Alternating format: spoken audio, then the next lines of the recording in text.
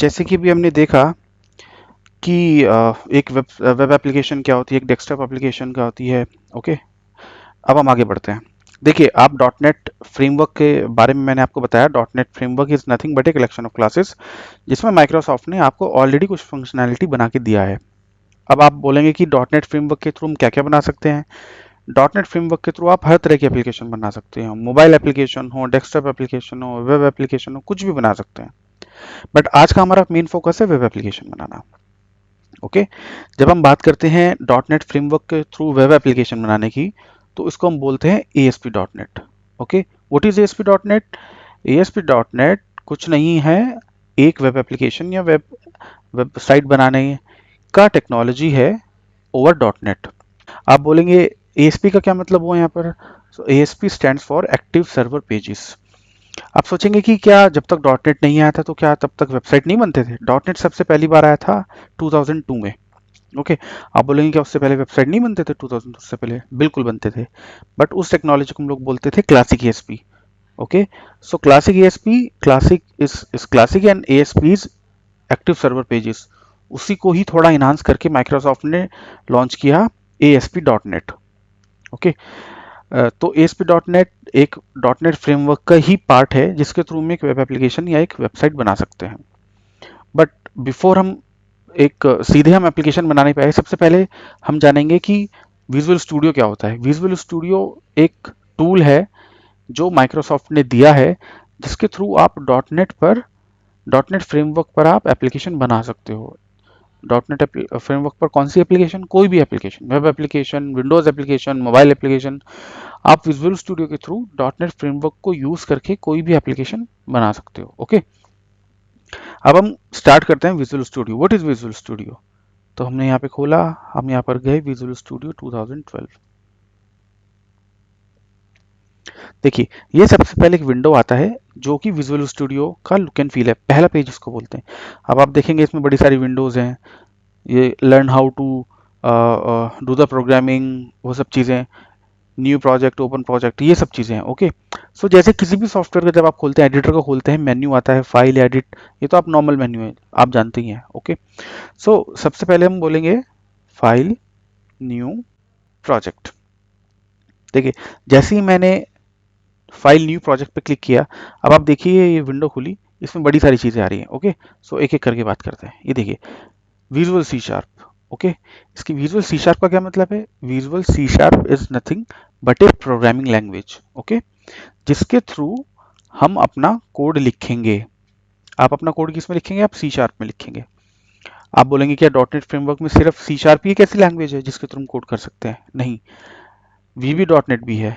इसके अलावा और सारी लैंग्वेजेस हैं जिसमें आप जिसमें भी कंफर्टेबल हो, जिसमें भी कुछ लोग होते हैं जो VB बैकग्राउंड से आते हैं, कुछ लोग होते हैं जो C++ बैकग्राउंड से आते हैं। तो आपके लिए कोई बाउंडेशन नहीं है कि जो बंदा VB के बैकग्राउंड से आया है वो सिर्फ वो VB पे काम नहीं कर सकता, वो काम कर सकता है, तो वो VB डॉट नेट चूज करेगा लैंग्वेज। जिस अगर आप लोगों को आपको समझते हैं आप C++ में आप अच्छा कर सकते हैं, आप सी शार्प यूज करिए। ओके, तो हमने जैसे देखा विंडोज विजुअल सी शार्प, और हमें क्या बनाना है? वेब। ओके, तो आपने देखा ये ASP dot net web application, सबसे पहली चीज अब ये आई। अब आप देखिए यहाँ पर भी बड़ी सारी चीजें आ रही हैं, इनका क्या मतलब है? देखिए यहाँ पर आया नेम। नेम का क्या मतलब है कि आप अपनी वेबसाइट या वेब एप्लीकेशन जो बना रहे हैं उसका आपको नाम क्या रखना है। इसको हम रख देते हैं माई फर्स्ट ऐप। ओके, इसके बाद आप देखिए सॉल्यूशन नेम भी आपका यही बना है। सॉल्यूशन क्या होता है एक्चुअली वो हम बात करेंगे अभी। अब आप देखिए इसकी लोकेशन, आप लोकेशन जो भी चाहें आप चूज कर सकते हैं इसके अंदर। ओके, ये मेरे डेस्कटॉप पे है, मेरे कंप्यूटर पे बाय डिफॉल्ट लोकेशन इसने C ड्राइव और यूजर्स और ये वाला लिया है। आप चाहे तो कुछ भी दे सकते हैं, जैसे कि ब्राउज का बटन है, आप जो चाहे इसको लोकेशन दे सकते हैं और वहां पर जाकर ये प्रोजेक्ट बना देगा। मैं बोलता हूँ ओके। जैसे ही मैंने क्लिक किया ओके पे, आप देखिए ये मेरे सामने एक विंडो खुल के आया। ओके, अब आप देखिए इसमें भी बड़ी सारी विंडो है, सॉल्यूशन एक्सप्लोरर है। सबसे पहले हम बात करते हैं what is solution explorer actually. Solution explorer एक वो जगह है जहां पर आप प्रोजेक्ट जब आप बनाएंगे तो डिफरेंट डिफरेंट पेजेस यूज़ करेंगे। आपने देखा है ना, जैसे आप वेबसाइट कोई भी एक्सेस करते हैं, होम पेज अलग होता है, रजिस्ट्रेशन पेज अलग होता है, जहाँ पर शॉपिंग करते हैं वो अलग होता है, पेमेंट गेटवे अलग होता है। तो आप समझ के चलिए ये सारे अलग अलग पेजेस हैं जो कहाँ पर रखे जाते हैं, जो कहाँ पर हम एक साथ देख सकते हैं। हम सोल्यूशन एक्सप्लोरर के थ्रू उनको यहाँ पर वो लिस्ट आती चली जाएगी, जैसे जैसे मैं ऐड करता जाऊँगा तो यहाँ पर वो पेज ऐड होते रहेंगे। ओके, तो ये सोल्यूशन एक्सप्लोरर क्या हुआ? सोल्यूशन एक्सप्लोरर एक जगह है जहाँ पर सब वेबसाइट के पेजेस एक साथ रखे जाएंगे। अब एक काम करते हैं, हम चल के देखते हैं कि ये जो हमने लोकेशन दिया वहाँ पर एक्चुअली बना क्या है। ओके, तो हम गए, हम इसको बोलते हैं open folder in file explorer. Okay, अब देखिए आप,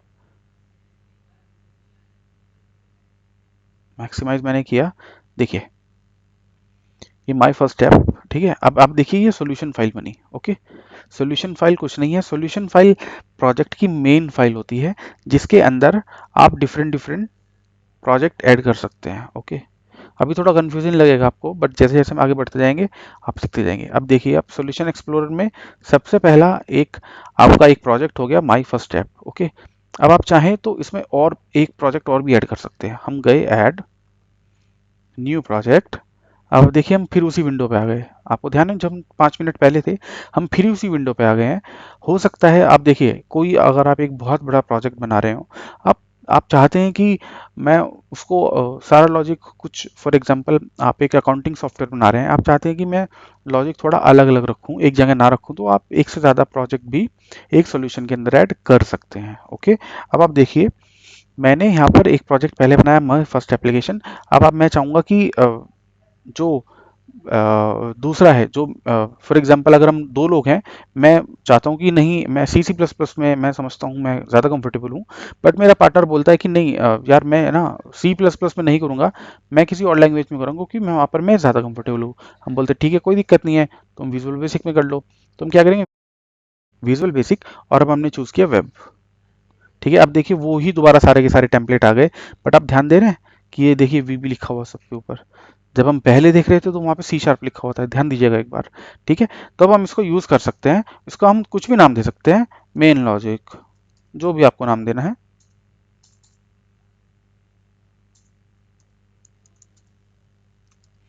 हमने इसको किया ओके।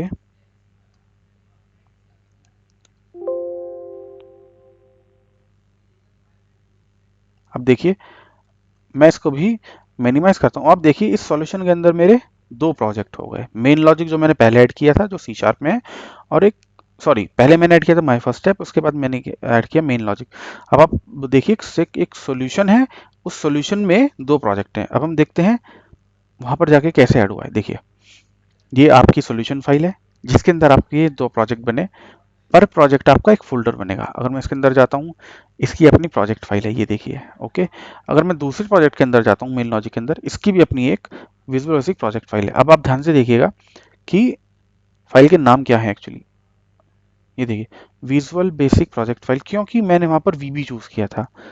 और अगर मैं अपनी माय फर्स्ट स्टेप में जाता हूँ, यहाँ पर आप देखिए प्रोजेक्ट फाइल का नाम क्या है, Visual C sharp project file, क्योंकि मैंने वहां पर सी शार्प चूज किया था। अब आपको डिफरेंस समझ में आया?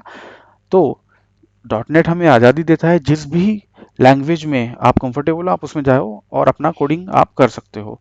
ऐसा नहीं है कि अगर आप सी सी प्लस प्लस बैकग्राउंड से हो, आपको अच्छा आता है, तो आपको वी बी डॉट नेट में ही करना पड़ेगा, या आप अगर background V B six background से आए हैं तो आपको सी शार्प पहले सीखना पड़ेगा। नहीं, ऐसा कुछ नहीं है, जिसमें आप कंफर्टेबल हो, जिसमें आपको लगता है आप अच्छा कर पाएंगे, आप वो प्रोग्रामिंग लैंग्वेज चूज कर सकते हैं। ओके, तो अब हम वापस आते हैं विजुअल स्टूडियो विंडो पे। तो इसमें क्या हुआ, हमने एक सॉल्यूशन एक्सप्लोरर में दो प्रोजेक्ट फिलहाल ऐड किए, मेन लॉजिक और माय फर्स्ट स्टेप। ओके, अब आप देखेंगे माय फर्स्ट स्टेप थोड़ा बोल्ड में आ रहा है, ध्यान दिया आपने? माय फर्स्ट स्टेप बोल्ड में क्यों आ रहा है? क्योंकि जो मेन प्रोजेक्ट है इस सॉल्यूशन का, वो माय फर्स्ट स्टेप ही है। मतलब जब भी मैं रन करूंगा, देखिए यहाँ से रन होता है ये। ओके, जैसे ही मैं रन करूंगा, my first step he project है जो पहले लोड होगा। ओके, मैं एक देखिए रन करके दिखाते हैं।